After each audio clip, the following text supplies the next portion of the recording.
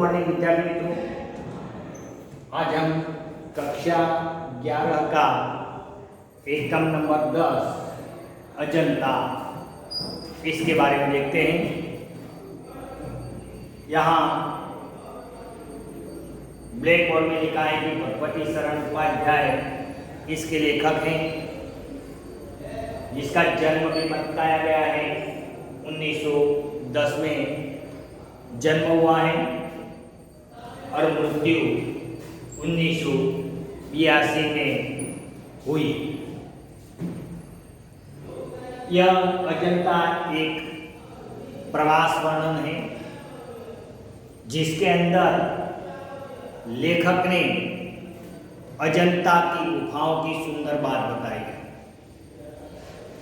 उसने कहा है कि अजंता की गुफाएं पहाड़ काटकर बनाई गई है और ये पहाड़ काटकर बनाई गई गुफाओं में सबसे प्राचीन गुफा है ये अजंता की गुफाएं।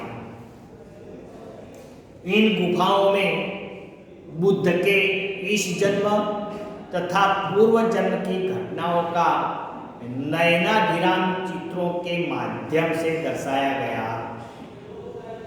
भगवान बुद्ध के इस जन्म और पूर्व जन्म की जो कथाएं हैं, वे सारी की सारी कथाएं ये अजंता की गुफाओं के अंदर कंडारी गई हैं। संसार की चित्रकलाओं में अजंता की चित्रकलाएं अद्वितीय स्थान रखती हैं। ये गुफाएं विश्व की धरोहरों में से एक है। विश्व में जो गुफाएं हैं उन सारी गुफाओं में अजंता की गुफाओं की नामना है। क्या नामना है? ये बहुत प्राचीन गुफा है। तो देखिए, ये प्रवास वर्णन जो अजंता है उस गुफाओं के बारे में भगवती शरण उपाध्याय ने सुंदर बात बताई है। ये एकम पढ़ने के बाद हमारा मन भी कभी कभी करेगा कि हम भी कोई बार अजंता की गुफाओं का प्रवास करें और हम खुद वह गुफाएं जाकर देखें, ताकि इतनी प्राचीन होने के बावजूद भी आज वह गुफा पहले ही जैसी क्यों दिखती, इसकी चित्रकला क्यों बेनमून है, यह गुफाएं कैसे बनी है, यह सब हम गुफा जाकर देखें तब हमें पता चलता है। तो आज हम ये एकम को अच्छी तरह जानने के लिए हम आपको इसके बारे में बता रहे हैं, लेकिन इसके पहले आप सभी विद्यार्थी अब अपनी किताब अपने पास रखें ताकि एकम अच्छी ढंग से हमें पता चल सके। तो देखिए, इसकी शुरुआत होती है कि जिंदगी को मौत के पंजों से मुक्त कर उसे अमर बनाने के लिए आदमी ने पहाड़ काटा। मृत्यु तो अटल है, मृत्यु को टाला जाता नहीं, लेकिन मनुष्य एक बुद्धिजीवी प्राणी होने के नाते मर जाने के बाद भी वह कुछ ऐसी घटनाएं, ऐसी बातें छोड़ जाना चाहता है ताकि आने वाली पीढ़ी उसे याद करे।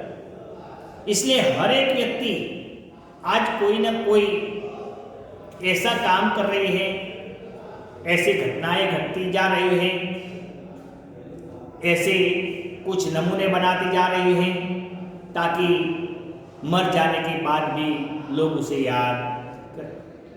आज भी हम देखते हैं कि कई नवयुवक इसी प्रकार शादी करते हैं। कोई आकाश में, विमान में जाकर शादी करते हैं, कोई सागर में जाकर शादी करते हैं, कोई पहाड़ पर जाकर शादी करते हैं।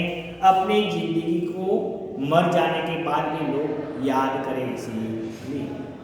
तो इसी प्रकार जिंदगी को मौत के पंजों से मुक्त कर उसे अमर बनाने के लिए आदमी ने पहाड़ काटे। अपनी जिंदगी को अमर बनाने के लिए लोगों ने क्या किया? पहाड़ काटे। बड़े बड़े पर्वतों की चट्टानों तोड़कर उस पत्थरों पर शिलालेख लेख लिखे, कुछ मूर्तियां बनवाई या कुछ मंदिरें बनवाए, कुछ ऐसी बेनमून अजोड़ ऐसे नमूने बनवाए ताकि लोग उसको याद करें। किसी तरह इंसान की खूबियों की कहानी सदियों बाद आने वाली पीढ़ियों तक पहुंची जाए, इसके लिए आदमी ने कितने ही उपाय सोचे और किए।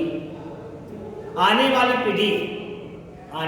पीढ़ी आदमी को याद करे, इसलिए वही खूबियों को तरोताजा करने के लिए, आने वाली पीढ़ियों तक पहुंचाने के लिए आदमी ने बहुत सारे उपाय सोचे और वही उपायों को उसने अमल भी किया है। उसने चट्टानों पर अपने संदेश खोले। चट्टान मतलब पत्थर, या पत्थर पर उसने अपना जो संदेश है वह संदेश उसने वह पत्थर पर टंकवाए। जैसे आज भी हम देखते हैं कि जूनागढ़ में गिरनार की तलेटी में अशोक का शिलालेख देखने को मिलता है। अब अशोक तो कब हो गया, लेकिन आज भी हम वह शिलालेख देखते हैं तो हमें अशोक की याद आ जाती है। इसी प्रकार चित्तौड़ में भी हम देखते हैं विजय स्तंभ खड़ा है। तो इसी प्रकार लोग आने वाली पीढ़ियों के लिए हमें याद करें, इसलिए वे ऐसे पत्थर तोड़कर चट्टानों पर लेख लिखती, ताड़ों से ऊंचे धातुओं से चिकने पत्थर के खंभे खड़े किए। ताड़ वह एक पेड़ का नाम है, वह बहुत ऊंचा होता है। तो इसी प्रकार ऐसे ऊंचे ऊंचे खंभे बनवाए और एक खंभे पर चिकने पत्थर के खंभे खड़े किए। तांबे और पीतल के पत्रों पर अक्षरों के मोती बिखरे थे। ऐसे खंभे पर नक्शी काम करवाया।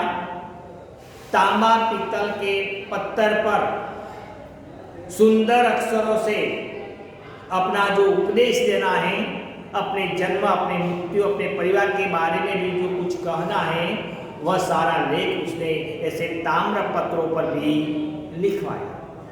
देखते हैं कि कई राजाओं ने अपने समय में सोने चांदी के सिक्के बनवाए थे। आज भी हम देख सकते हैं कि हमारे पास चांदी का रानी सिक्का होता है जिसके ऊपर रानी विक्टोरिया का चित्र है। तो ये क्या है? अपने नाम को याद करने के लिए उसने ऐसी बहुत सारी तरकीबें बनाई। आज भी हम देख सकते हैं कि आगरा में ताजमहल है। वह ताजमहल को देखते ही हमें मुमताज की याद आ जाती है, शाहजहां और मुमताज की। शाहजहां ने अपनी बेगम मुमताज की याद में यह मकबरा बनवाया ताकि ये दोनों तो चले गए, लेकिन आज हमारा देश तो नहीं, लेकिन पूरा विश्व वह मकबरे को देखकर मुमताज और शाहजहां को याद कर सकती है। तो इसी प्रकार ताड़ों जैसे ऊंचे ऊंचे चिकने पत्थरों के खंभे किए, तांबे और पीतल के पत्रों पर अक्षरों के मोती बिखरे और उसके जीवन मरण की कहानी सदियों के उतार पर सरकती चली गई। और इसी प्रकार उन नामी अनामी लोगों की जीवन की कथाएं इसी प्रकार उतार चढ़ाव के साथ सरकती गई। जो आज हमारी अमानत विरासत बन गई, आज ये हमारी अमानत विरासत बन गई है। देखिए एक शब्द है अमानत।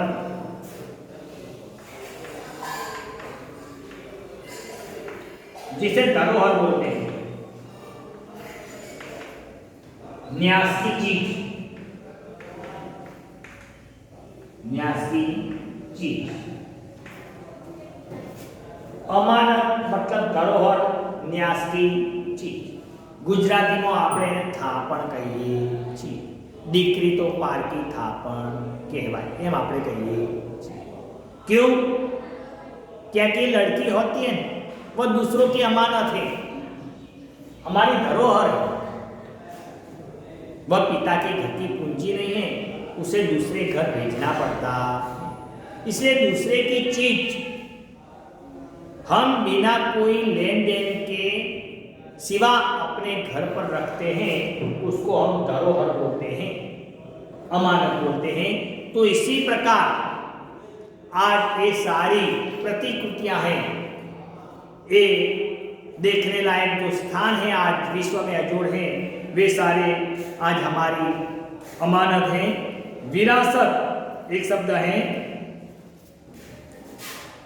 विरासत।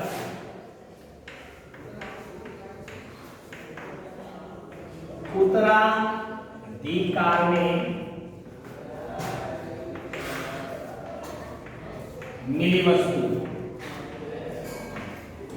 विरासत हमारे बाप दादाओं की जो चीज वस्तु है वह उसके मर जाने के बाद जो हमें मिलती है उसे हम विरासत बोलते हैं।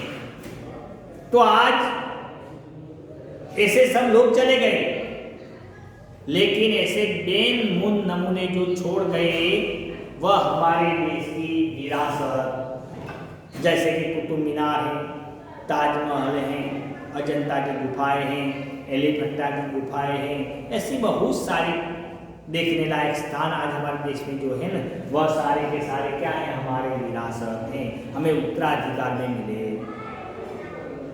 इन्हीं उपायों में एक उपाय पहाड़ काटना भी रहा है।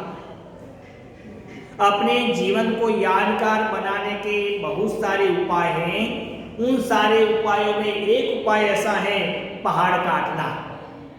पहाड़ काटना, सारे प्राचीन सभ्य देशों में पहाड़ काटकर मंदिर बनाए गए। प्राचीन सभ्य देश हैं, ऐसे सभ्य देशों के अंदर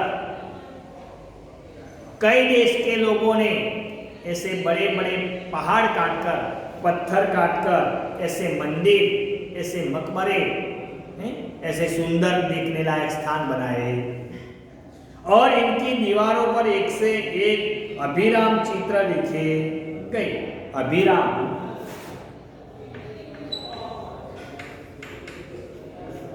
सुंदर, पत्थर काटे, पत्थर की दीवारें बनवाई, उसके खंभे बनवाए और एक खंभे पर दीवारों पर सुंदर से सुंदर चित्रों का अंकन किया गया। देखें, आज से कोई 2,2500 साल पहले से ही हमारे देश में पहाड़ काटकर मंदिर बनाने की परिपाटी चल पड़ी। आज से 2,2500 साल पहले, आज से 2,2500 साल पहले हमारे देश में ऐसे पहाड़ काटकर मंदिर बनाने की परिपाटी, देखिए परिपाटी मतलब रीति, क्या रीति, उसे ढंग भी बोलते हैं। आज से 2,2500 साल पहले हमारे देश में ऐसे बड़े बड़े पहाड़ काटकर मंदिर बनाने की रीति चल पड़ी। अजंता की गुफाएं पहाड़ काटकर बनाई जाने वाले देश की सबसे प्राचीन गुफाओं में से हैं।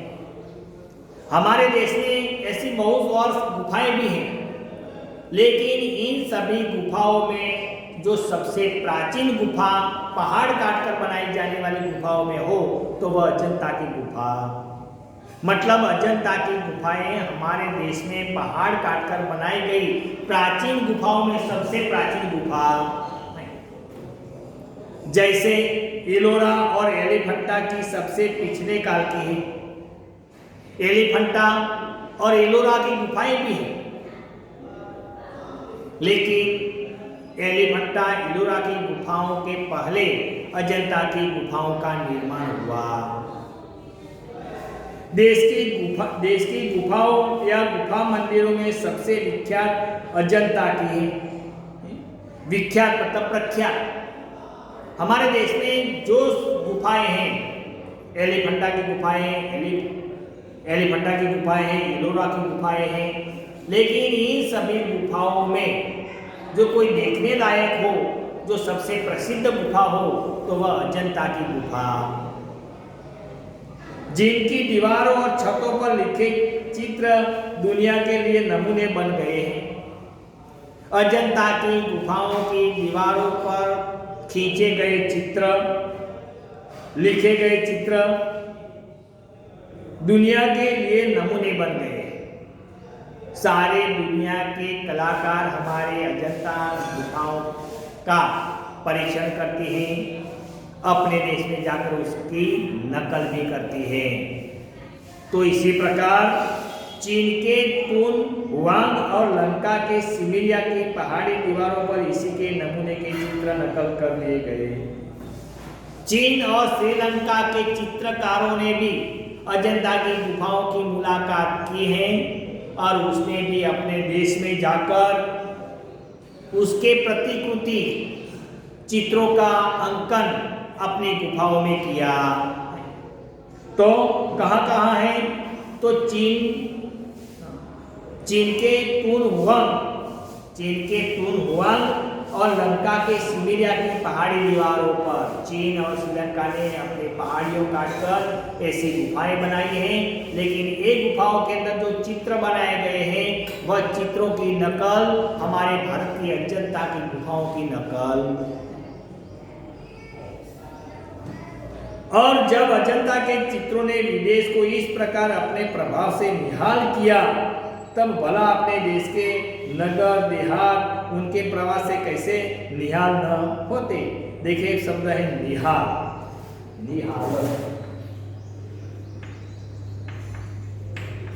तृप्त। तो इसी प्रकार देश विदेश के चित्रकारों को, कलाकारों को अजंता की गुफाओं ने तृप्त किया है। तो भला हमारे देश की जनता हमारे देश में बनी हुई गुफा के चित्र देखकर भला तृप्त क्यों न हो जाए। बाघ और शीतन वसल की गुफाएं उसी अजंता की परंपरा में, दो गुफाएं और हैं, बाघ और शीतन वसल की गुफाएं उसी अजंता की परंपरा है, जिनकी दीवारों पर जैसे प्रेम और दया की एक दुनिया ही सिरज गई।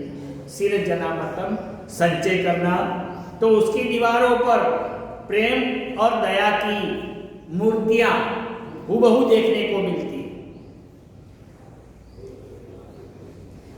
और जैसे संग साजों ने इन गुफाओं पर रौनक बरसाई है, इन गुफाओं के चित्र को जाकर देखें तो हमें पता चलता है कि संग साजो मतलब पत्थर पर खींचने वाले चित्रकार कलाकार ने रौनक, बड़ा सौंदर्य बरसाया है। चितेरे जैसे रंग और रेखा में दर्द और दया की कहानी लिखते गए हैं। और जो रंग और रेखाएं जो बनाई हैं वह रेखाओं के अंदर दया, ममता और दर्द की भावना मानव के कलाकार ने रख दी है। इसके अंदर कलावंत छेनी से मूर्तें उभारते करते गए। ठीक है, एक शब्द है कलावंत।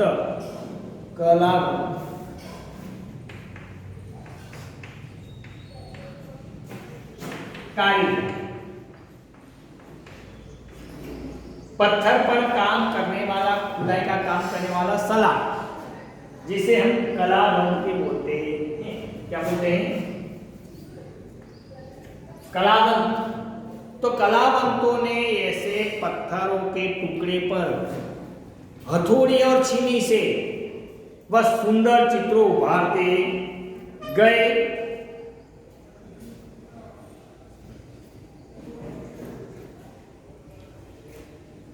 वैसे ही अजंता पर कुदरत का नूर बरस पड़ा है। नूर ले रोशनी। और दूसरी बात है कि अजंता पर कुदरत की भी महर है। कुदरत ने भी अपनी पूर्ण कलाओं अजंता पर बरसाई है, उसका नूर भी बरस पड़ा है। प्रकृति भी वहां थिरक उठती है। थिरकना मतलब नाचना।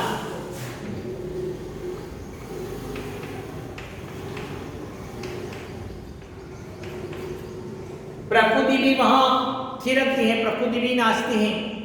मतलब प्राकृतिक कुदरती सौंदर्य से अजंता की गुफाएं चारों ओर से ढकी हैं, जिसके कारण अजंता की गुफाओं के अंदर देखने में और चार चांद लग जाते हैं। बंबई के सूबे में, बंबई और हैदराबाद के बीच, देखिए बंबई मतलब आज का जो मुंबई है वह के सूबे, मुंबई के सूबे मतलब महाराष्ट्र, मुंबई और हैदराबाद के बीच मतलब कहाँ है, महाराष्ट्र में विंध्याचल के पूरब जो विंध्याचल पर्वत है, यहाँ ये दिखाया जाता है कि अजंता की गुफाएं कहाँ स्थित हैं। तो अजंता की गुफाएं मुंबई के सूबे और हैदराबाद के बीच मतलब महाराष्ट्र में विंध्याचल के पूर्व पश्चिम दौड़ती पर्वतमाला में निचौदे पहाड़ों पर एक सिलसिला उत्तर से दक्षिण चला गया है। विंध्याचल पर्वत जो उत्तर से दक्षिण की तरफ जाता है वह विंध्याचल के पहाड़ में यह अजंता की गुफाएं बनी हुई, जिसे सह्याद्री कहते हैं। वह पर्वतमाला को क्या नाम दिया गया है, सह्याद्री। तो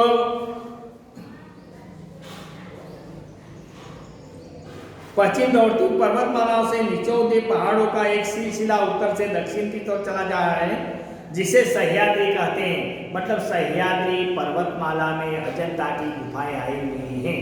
मुंबई और हैदराबाद के बीच मतलब महाराष्ट्र में विंध्याचल के पूरब और पश्चिम दौड़ती जो पर्वतमाला है जिसे हम सह्याद्री पर्वतमाला कहते हैं, इन गुफाओं में अजंता की गुफाएं बनी हुई हैं। अजंता के गुफा मंदिर उसी पहाड़ी जंजीर के सनात करते हैं। सनात मतलब कृत्य मतलब धन्य, और अजंता की गुफाओं इन सह्याद्री पर्वतमालाओं की शोभा और बढ़ा देती। देखिए आगे, अजंता गांव से थोड़े ही दूर पर पहाड़ों के पैरों में सामसी लौटी बहादुर नदी कमान से मुड़ गई है। देखिए इस सह्याद्री पर्वतमाला है ना, वह सह्याद्री पर्वतमाला के पास एक गांव है अजंता गांव। तो अजंता गांव से थोड़े ही दूर यह सह्याद्री पर्वतमाला है, और वह सह्याद्री पर्वतमाला के पैरों में एक नदी बहती है, जिस नदी का नाम है बहादुर नदी। क्या नाम है, बहादुर नदी। कभी विकल्प में पूछा जाता है। तो ये बहादुर नदी कमान से मुड़ गई। कमान मतलब धनुष बाण होता है, वह जो धनुष होता है वह धनुषाकार वह मुड़ गई है। वही पर्वत का सिलसिला एकाएक अर्धचंद्राकार हो गया, और वही अब पर्वत है वह पर्वत का सिलसिला भी कैसा हो जाता है, अर्धचंद्राकार। कैसा, अर्धचंद्र इसी प्रकार होता है और धनुष भी इसी प्रकार होता है। तो ये नदी है वह सह्याद्री पर्वतमाला में धनुष्याकार मूर्ति है, और वहीं की पर्वतमाला भी इसी प्रकार धनुष्याकार है, और वहीं पास यह अजंता की गुफाएं बनी हुई। कोई 250 फुट ऊंचा, कितने, 250 फुट ऊंचा हरे वनों के बीच मंच पर मंच की तरह उठते पहाड़ों का यह सिलसिला हमारे पुरखों को भा गया। यही ऊंचे ऊंचे पहाड़ की चोटी है, करीब 250 फुट ऊंचा पहाड़ है वही स्थान पर, और हमारे पुरखों मतलब हमारे पूर्वज जो है उनको यह स्थान पसंद आ गया, और उन्होंने उसे देखकर भवनों महलों पर भर दिया। और उन लोगों ने उसे देखा और सोचा कि अगर इस पहाड़ को काट कर यहाँ भवन बनाया दिया जाए, कुछ गुफाएं बना दी जाए, तो यह गुफाएं बड़ी सुंदर होगी। ऐसी कल्पना हमारे पुरखों के मन में जगी। सिर्फ कल्पना जगी नहीं, लेकिन वह कल्पना को उसने साकार भी कर दिखाया। सोचिए जरा, ठोस पहाड़ की चट्टान छाती और कमजोर इंसान को उन्होंने मेलजोल किया। देखिए, एक और तो ठोस चट्टान जो छीनी और हथौड़ी से भी न टूटे वैसे मजबूत पत्थर, और दूसरी ओर कमजोर छाती। इसी समय हमारे पास ऐसे आधुनिक साधन नहीं थे, पर्वत पत्थर तोड़ने के औजार भी नहीं थे। और ये सब न होने के बावजूद भी हमारे पूर्वजों ने जो ये पत्थर काटकर ऐसी गुफाएं बनाई हैं वह अकल्पनीय गुफाएं हैं। आज हम बस सोच भी नहीं सकते कि क्या यह सच बात है। पर्वत का हिया दरकता चला गया। हिया एक शब्द है, हिया मतलब हृदय, और दूसरा शब्द क्या है, दरकना। दरकना मतलब फटना। हमारे लोगों के हृदय फटते गए, क्या कि ये पत्थर पर ऐसे बेनमून चित्रों का निर्माण करना कोई आसान काम नहीं। और वहां एक से एक बरामदे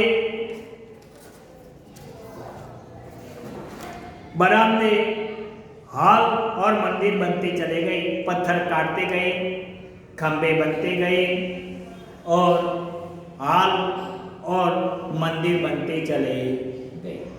उन चट्टानों के सामने हमारे पूर्वजों ने हिम्मत हारी नहीं और उन्होंने मन में जो कल्पना की थी गुफाएं मंदिर बनाने की, वह आखिर में बनाकर ही रहे। तो मित्रों, यह पहला एकम हम यहाँ तक रखते हैं। आगे की बात हम दूसरे ताश के अंदर देखेंगे। Thank you.